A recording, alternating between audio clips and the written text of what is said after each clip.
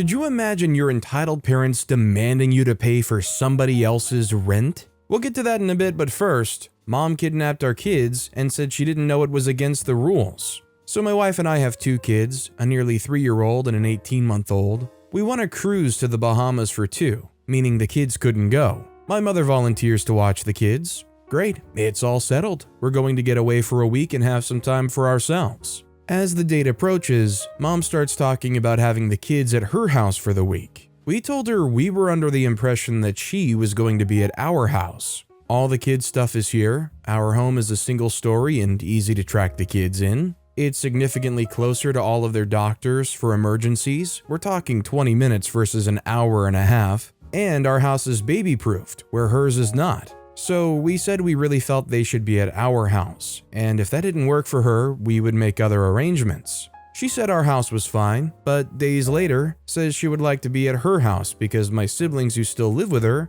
could help watch the kids. These are the same siblings who we were told needed to be instructed on how to be nice to toddlers, which is why we weren't invited to Thanksgiving. No thanks, we'll get you support through our own channels. People you know and like who can pop in to get you relief and help out. We leave for their trip, though as we're showing Mom where everything is and going over foods and snacks, she's more interested in playing with the kids than learning where the diapers are. So day 1 in the boat, my wife uses the boat's internet to do a video call to check on the kids. All seems fine, but my mother tells her not to call again for the rest of the trip because it may upset the children. My wife doesn't tell me about that part of their convo right away, but as soon as she does, we call her back. When she answers, she's at her house with the kids, and you can see brand new kids apparel and paraphernalia in the background. I asked her what happened, and she tells me she was really sick and thinks she got norovirus. What the heck? Super nauseous. It was all she could do to call her brother, who lives 5 minutes from me, to have him pack the kids in my wife's car and drive an hour and a half to her house. I said, so you were so sick that you couldn't watch the kids, but you could drive home in a car that wasn't yours and endanger kids that aren't yours in the event that you pass out or spontaneously start vomiting while on the freeway, potentially killing our children? Why didn't you call the list of people who said they'd come help? They had set aside parts of their weeks to come out and support with their time and money. Do they even know the kids aren't home? Do you know one person is staying in a hotel to be 10 minutes from you in case of emergency? Now they're an hour and a half from home and none the wiser for what's happening. The first thing she says is she really was sick. I never accused her of not being sick. I doubted it, but I never said it. Then she tells me how dare I judge her for her decisions and she doesn't have to justify herself to me and that she doesn't have to watch my kids. I told her to pack my kids up in the car and take them home. Someone else was going to watch them. When she dropped the kids off, she was nasty to their new caretakers and sulked. As soon as I knew the kids were safe, I sent her a message saying she clearly didn't respect us as parents. Doesn't matter how many kids she raised, these are ours. And she'll sure as heck needed to justify herself and check in with us if she was too sick to do her job. We have the right to know what's going on with our kids, and any sane person would call and ask us what we wanted them to do before packing the kids up and taking them away. If the roles were reversed, she would have absolutely lost her mind, and I know it because I've seen it, and that she didn't need to see the kids again if she was going to go that far out of her way to undermine us and then act like a spoiled child to family and friends when she gets caught. Then, next day, she replied to the message saying she didn't realize she did anything that was that far out of expected parameters. Yeah, her words. And that she recognized that parents had their own rules and she would have to learn ours. Never did anything resembling sorry come across in that message or any other. We blocked her on social media and haven't spoken to her since. I would say sadly, the entitled mother here acted like the biggest kid of all of them. She literally did the classic kid action of, these are the rules, you don't do this. They say, okay, I won't do that and I'll follow your rules or whatever, and then as soon as you turn your back, they go and do it anyways.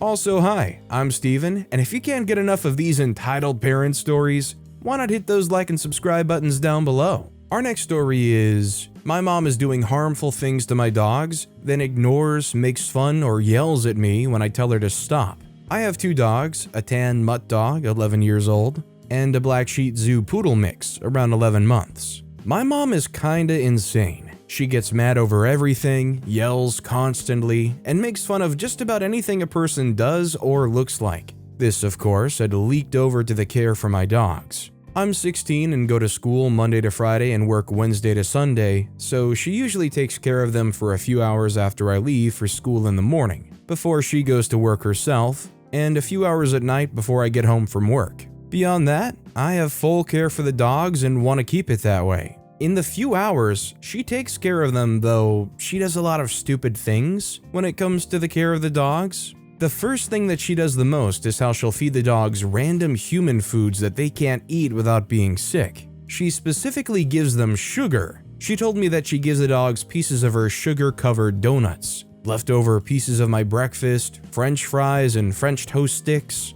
I always tell her not to feed them that kind of stuff because it'll make them sick. Even after she had fed the poodle something that made her poop water for a week, she just ignores me and does it anyway. Tonight, my dad told me that my mom had given one of them a French toast stick, so I told my mom that it would make them sick, and she asked me why my mutt dog doesn't get sick as the poodle does. I tried to explain to her that she does, but only ever poops outside. However, my mom started cracking jokes about how the poodle is a diarrhea cannon and just overall ignored me. I tried to get her back on topic by telling her that some of the things she could feed my dogs could kill them. My mom then starts cracking more jokes about my dogs dying, making stupid faces while saying things like, "Oh no, then we're gonna have a dead poodle's name." She then mimicked the look of an animal dead on their back with her tongue out. I was completely shocked that my mom would even joke about something like this, especially considering that the poodle is my mom's very obvious favorite. I didn't know what to say, so I just left. Another thing that my mom does way too much is when she lets the dogs out. My mom will let them out and wait for them at the door while on her phone. She waits about a minute before calling for the dogs to come back in. My mutt dog comes, but because we don't have fences, my poodle's already run away. She used to call me to go find her if I was home, but now she just leaves her alone outside and makes no effort to find her or even call me to look for her at all. She says that she won't look for the dog because, well, she comes back anyway. I've tried to explain to her that it doesn't matter whether or not the dog comes back. I've told my mom that my dog could get attacked, or hit by a car, or even carried off by a hawk. But she just ignores me, or depending on the day, screams at me for being ungrateful that she even bothered to let the dogs out in the first place, and how I should feel lucky for her allowing me to get another dog. Her favorite is letting my poodle run away at night, letting my pitch black dog run around a neighborhood in a small farm town in Nebraska at night. Then, not making any effort in trying to look for her, and also not tell me that she lost my dog again. She laughed in my face when I told her that I was trying to save money to take my dogs and move out, saying that I'll just be back within half a year, but I have no plans of having her around my dogs longer than necessary. 100% get the dogs out of there as soon as possible. Whether or not she's successful in killing them in the meantime, if you want your dog to live a little bit longer, you gotta treat them better than giving them all that stuff. I mean, my childhood dog lived to 16 and he was a mid-sized dog and he was honestly chubby pretty much all of his life. Admittedly, I could have done way better myself, but I didn't feed him a bunch of terrible stuff. Honestly, as far as I'm concerned, this entitled mother's kind of evil for not giving a crap there. Honestly, I think it's a good overall moral compass if somebody can treat helpless, defenseless animals that you have to take care of like that. I think that's a megaphone from their soul about who they are. Our next story is, my entitled dad claims that my shirt is his. So, I was laughing at how ridiculous the story is or was from when I was growing up. I'm now a 41-year-old female, and at the time I was about 14 or 15 years old. For some background, my dad was in the Army for about 15 years, with most of those years being served in the National Guard. He's now retired from that and from being a truck driver. When I was in about junior high, my dad started long-haul truck driving across the US. From my dad being in the military, he had a ton of old BDUs, green undershirts, and socks. He also still had his dress uniforms. So, of course, when you go from a career that's active to a very sentient career, there is some weight gain expectations. When my dad would run several miles and go on 3 months of stretches of being at exercises in places like Nevada, he went from 3 to 5 month stretches of being out on the road in his Freightliner. My dad went from a fairly healthy weight to, I would say, overweight. I can't make fun of him for this or say anything negative, as I am or was overweight and get the struggle. I'm saying all of this to say that none of his military things fit him anymore, and every so often he would squeeze his way into one of his army green t-shirts. My dad's also very entitled, and also was abusive to myself and my siblings, so what was ours was his, and what was his was his. When I was in about 8th or 9th grade, I'd got this shirt I think from our local thrift shop. It was an army greenish/brownish color. This shirt also had a pocket on the left-hand side that had like a little floral design on it. It was one that I wore every once in a while. You could tell that it was a shirt meant for a young female or woman based on the design of the shirt. So my dad comes home from off the road, and he sees that I'm wearing my shirt. He starts screaming at me that it was his shirt and to freaking take it off and that I'm a freaking thief going through his stuff, blah blah blah. I'm trying to tell him through tears that it wasn't his shirt, that it was mine. Look at the pocket with flowers on it. How can this be your shirt, Dad, when it has flowers on the pocket? He keeps screaming at me that I'm a freaking little liar and take his gosh darn shirt off right freaking now. And all the while he's yelling at me, he's threatening to slap the crap out of me. I said fine. I changed out of the shirt and gave it to him. It was so funny and so infuriating at the same time to see this 400-pound man squeeze into the size XL female shirt. It was stretched over his huge beer belly, and he would sit on the couch with this smug grin like he won or something. The best part in all of this was when I was a freshman in college. I came home for the holidays and he tossed the shirt back at me. I was like, what? Why are you giving me this stretched out, torn up shirt back? He says to me, I was feeling up and someone laughed at me and said I was wearing a chick's shirt. Why didn't you freaking tell me? I just laughed at him, threw it in the garbage and said, I did. By the way, I tossed it because it was ripped up from his stretching it over his belly and had diesel fuel stains all over it. No thanks. Now, was that diesel fuel stains or was it more than likely just some kind of food stains that fell onto his shirt? And I'm not trying to make fun of him. I'm gonna be honest, I can't keep a white shirt white. I can be horrendously messy myself. Needless to say though, this sounds like the kind of dad that when you grow up and you move out and you have your own life, you kinda just don't talk to them anymore. And even still, they wonder, why don't you talk to me anymore? This next story is, Mom has a phobia of hair. I just turned a 19-year-old male. A little bit of context is that I'm currently doing a gap year and working for when I go to university next year. My mom has OCD and BPD and past trauma, which makes her become entitled and narcissistic. The main issue is that my mom hates hair, and she has very short hair herself. She has always expected me to have short hair when I was growing up. I kind of never really bothered to care. Obviously, I cared a little bit, but when I was younger, I never had self-image issues, which meant I wanted my hair a little longer. I'm not talking about long hair for context, just not buzz cut hair. I remember once the barbers cut my hair and then she made me go back and get it cut short. Anyways, she used force to get me to get my hair cut, but as I'm autistic, getting my hair cut has always been traumatic because it's an uncomfortable social environment for me. I stopped going, and in lockdown, my mom had a breakdown, so I went to live with my grandparents for a bit.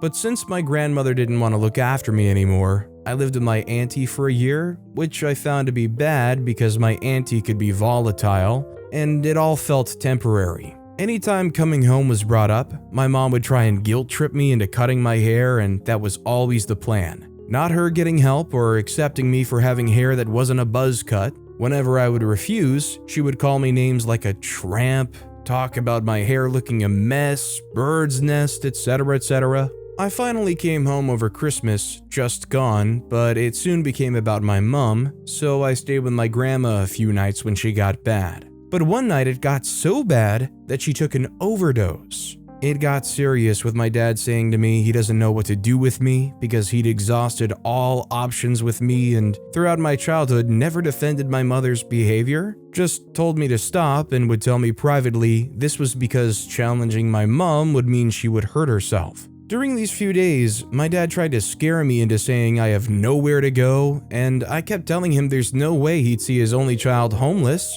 and he'd say since I'm 18, nearly 19, that I would have to make my own way. I ended up giving in to my mom, or so I let her think, by getting my hair cut shorter than usual in a comb-forward, cool kind of style, which I made her think was the result of me trying to appease her. She didn't fully appreciate it and was still deep down uncomfortable with it, but it was better than before. She actually during this time too told me I was mature for cutting my nails. I did this to appease her, as well as having my nails short is a sensory issue for me. I don't like the feeling of them being short, but she expects everyone to cater around her niche phobias. This is just an example of the many ways she's abused me. Another example is she doesn't like vintage or secondhand clothing. She doesn't allow me to keep my clothing in the house, and I store them at my grandmother's and make my grandma wash my clothes for me. She calls my clothes trampy and pleads with me to stop buying them and will make snarky and nasty comments about them. She's also said many times to me that I need to cut my pubic hair and has told my dad to tell me. A few weeks ago, I stayed at my grandma's again because I went to the toilet and flushed with the toilet lid up after she'd cleaned the bathroom. Just the other night, she's argued with me over charging my phone in my room overnight because she's paranoid that the house is going to burn down. She then threw a bottle of water at me when I got out of my bed after she took all the chargers in my room off me, thinking I was plugging something in because I made a noise. She told me that my dad crashing his car is my fault because he was driving to collect me from work and take me to my auntie's both times. She stalks every social media I have, that she's even aware of my Depop, laughs at things I've liked and berates me for it. For context, my mom doesn't work, spends all day in bed and never leaves the house. I've told her she needs help, and she's either used the excuse that she's not well or she's on the wait list for therapy. She's also said that we're bullying her in her own home in response to me calling her out and refusing to comply to her BS. She doesn't want to get better and expects a therapist to take this away from her as it stems from childhood abuse. Realistically, she expects everyone to cater to her unrealistic phobias and rituals she makes us do, and she doesn't want to change. I definitely don't want to talk too bad about anybody here because honestly it seems like there's a lot of things going on, especially as far as like mental health goes. I would just say for OP's sake, it sounds to me like they need to try whatever they can to get away from that situation. I mean, it's easier said than done. You know, it's hard to just get a job that can support you and move right out, especially with disabilities of your own. But definitely, I think it's cancerous to be around that for too much longer. Our next story is, can I have a peaceful day at the park with my kid? Clearly, no. I'm honestly glad this encounter wasn't as bad as it could have been. It's short, but it's sweet karma butt kick for the entitled parent. Our story begins at home with my kid on summer break of 2022. My kid, 12 years old, actually wants to go outside to hang out with his friends. I was shocked, flabbergasted, and completely dumbfounded when my son asked, "Hey, my friends are at the park and want to play backyard football. Can we go?" I obviously responded yes, because I was tired of the constant, "Why am I lagging?" or "You suck," or whatever raging came from his room, especially late at night. We drove and drove for like 4 minutes, pulling up to the park. I saw the parking lot filled with cars, Fords, Chevys, and then I recognized Sam's mom's car, so I knew this was the right place. I pulled into the spot, did a 7 out of 10 job at parking, and we got out. My child ran quickly to a group of kids out in the field while I was still fumbling around for my phone and keys. I walked slowly past the playground, not paying too much attention to the screaming children running up and down the playset. The one thing I did notice was someone giving me a snobby look. I thought she was just looking at me with the "gross, I'm rich and you're a poor person" look. All because I didn't get done fixing my hair and my clothes were slightly dirty. I sat down on the bench closest to the kids and pulled out my phone to record this historical moment. My son actually went outside. I saw them throwing it around, about 6 kids total. Honestly looked like they were on one team. Then some woman came over to me and snapped in my face while I was recording. The entitled parent said, "Excuse me?" I broke out of my trance. Hi? I looked up at her and stared deeply into her face. She was scrunched up like a used sponge. "What?" paused to snap again. "Do you think you are doing?" I said, "Record." I can't even finish sentences around Satan anymore. She said, "Aha! Recording those children, looking at which one to take." I stared intently into her face to see if she was joking. Her face was more serious than the crime she probably committed to get so angry at me for nothing. I said, "You mean recording my child? Playing football with his friends?" I honestly was shocked I kept my temper. The entitled parent said, "Yeah, that's what they all say." I say because most of the time it's actually their freaking kid. I had snapped at her, and Sam's mom and Max and Kyle's dad both looked over from the shade area, saw this woman yelling, and came over. Sam's mom said, "Hi ma'am, what's going on?" The entitled parent says, "Oh, finally, someone to help. This woman right here is trying to kidnap..." Max and Kyle's dad says, "And that is where I stop you. I know this woman right here. It's OP. I've known her since my kids went to kindergarten because her kid was in my class." I said, "Oh, and the raging bull was caught." I probably didn't say that, but it's funny to imagine. The entitled parent said, "Well, what if you all are..." Sam's mom said, "Please, just save it. If you want me to prove it, give me 5 seconds. Here comes the finale.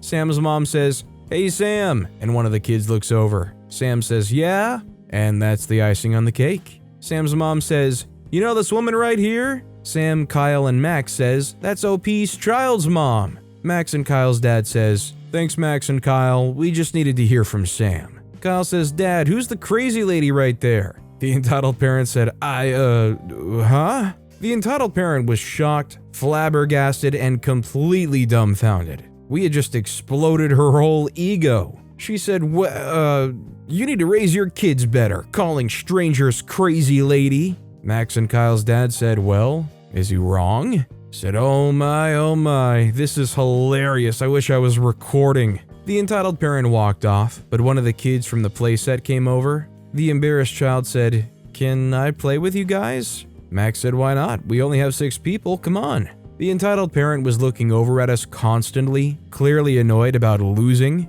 So that's it, like I said. I wish it wasn't so calm because it was kind of anticlimactic, but sometimes that's just how it goes. So, did they not see OP literally pull up with the kid in the car? I will say though, I wonder how even further advanced the entitled parent's reaction would be if OP wasn't the mom, but OP was the dad. Just imagine the reaction of this entitled parent if they assumed that some man was recording the kids. Probably would have went and just straight up laid their hands on them. Our next story is, entitled parents betray trust and get mad at me for being upset. So before I get into the story, I'll preface, I recently came to terms that my relationship with my mom was a financially abusive one. She demanded to have access to all bank accounts, and my childhood consisted of managing my parents' emotions and being their outlet to vent problems within their marriage. My parents were anti-vax when it came to the COVID vaccine and openly used fake vaccine passports. Buckle up. Last year, I got married to my partner. During the wedding planning, our city had mask mandates or proof of vaccination to be maskless. It was 2021, so it was a hot topic. We were fortunate enough that my parents were paying for our wedding, and they voiced their concerns around being forced to be vaccinated for our wedding. My partner and I made it very clear that we respected their decision and agreed to disagree when it came to COVID. We just requested that they respected whatever mandates were in place and not use their fake vaccine passports when with us or at our wedding. Well, conversations got heated because any solution we provided was not good enough for my very entitled mom because she didn't want to wear a mask. I struggled with these conversations and a lot of feelings related to my childhood came up. My parents threatened to not pay for our wedding and began using money as a way to control the situation. It got to the point where my partner and I took a step back and began looking at wedding options that we could pay for. A month later, my parents called and notified us that they wanted to move past this speed bump by deciding to get vaccinated. My partner and I were shocked but appreciative. We told them this and reiterated that it was not something we were demanding. Fast forward to the holidays, 2022. During a FaceTime, my parents blindside us by telling us they lied about getting vaccinated, justified it by saying that they did it because wedding planning was stressful enough. And then my mom stated that I should have known better because I know her better than that. The call ended with them saying that they didn't expect a response from us and told us to take our time to process. Great. The entire week after my first partner and I talked about this, and every time we agreed that we were too upset to talk to them and didn't want to say anything we would later regret. But after a week, my parents called and started the convo with, "What's up? So are you mad or something?" My very entitled parents, mainly mom, expected us to get over this because of their justification for doing it for us. I called BS and told them they did it selfishly for themselves and that I didn't know I could trust them. I voiced my concerns that I know sorry as my partner and I enter into the next stage of our lives and consider children. Almost immediately, they translated to thinking the worst and cut the conversation because they were done with me being selfish. Almost immediately, my mom went into my bank accounts. She required me to give her access and all of my passwords and cleared them out. It's been about 4 months, and since then I've separated financial ties to my mom and taken away any method that she used to manipulate me into doing what she wants. My dad called to apologize and admit he was wrong. My mom, on the other hand, continues to believe I was in the wrong and she deserves an apology. In the past, she used to give me expensive purses and watches. Hindsight, I realized it was her way of ensuring I did what she wanted and kept me comfortable with her controlling behavior. I joke, because you have to find humor in life, by saying my mom's gifts backfired because they turned into my golden parachutes to get out from under her control. Hope you enjoyed this mess of entitled parent story. This is fundamentally the biggest issue with money. With a lot of people, they could be like your ride or die friends, essentially. And if the right thing happens, they may betray you completely and take every last dollar they can, especially even your own parents maybe. Needless to say, if you're an adult and you're fully capable of living and thriving on your own, you don't need your parents having access to your bank accounts. Nowadays, you got Zelle or whatever. If you need to transfer anything, it's pretty easy to. This next story is, mother-in-law demands me to pay for brother-in-law's rent. My boyfriend and brother-in-law moved in together last year. However, not even after a month, brother-in-law bailed on him since he wanted to be with a girl in his hometown. Since then, he's refused to cancel the rental agreement as long as he got student loans, and has somewhat managed to get his part of the rent paid every month while living with his girlfriend's family. In January, my boyfriend put his foot down and told him to cancel the agreement as he would only be getting student loans until March, and the cancellation deadline for the rental agreement is 3 months. Brother-in-law told us he'd sent it, but we just discovered that he'd only sent the letter to their landlord 2 weeks ago, meaning he will still be listed for another 3 months. Now, brother-in-law and mother-in-law are pressuring us to pay his part of the rent for the rest of the agreement since brother-in-law has no money. He does, but wants to use it to buy a car. My boyfriend and I have been planning on cutting them off as soon as brother-in-law takes the rest of his things out of the apartment. So I offer to pay for his rent if he manages to get all of his belongings out by April. Not because I want to help him, but because I just want this whole crap show to end, and paying the rent wouldn't trouble me financially. Now I've been bombarded with messages from mother-in-law and their aunt, telling me how cruel I am, that I'm a spoiled brat who can never get enough, and that I'm a jerk for having money but not giving it to brother-in-law when he obviously needs it. He's literally not the one paying the rent, and OP or the boyfriend's the jerk? I find that incredibly hard to believe, and it's not like they didn't give them an out. They warned them plenty of time ahead to cancel that, and they didn't. Sorry that you're on the hook for it because you couldn't get off your butt to save yourself. But with that being said, that's all the time we have for today. Now, if you want to hear another absolutely crazy entitled parent story, check out that video on the left. Or if you missed my latest video, check out that video on the right. That said, I'll see you all next time with some more stories.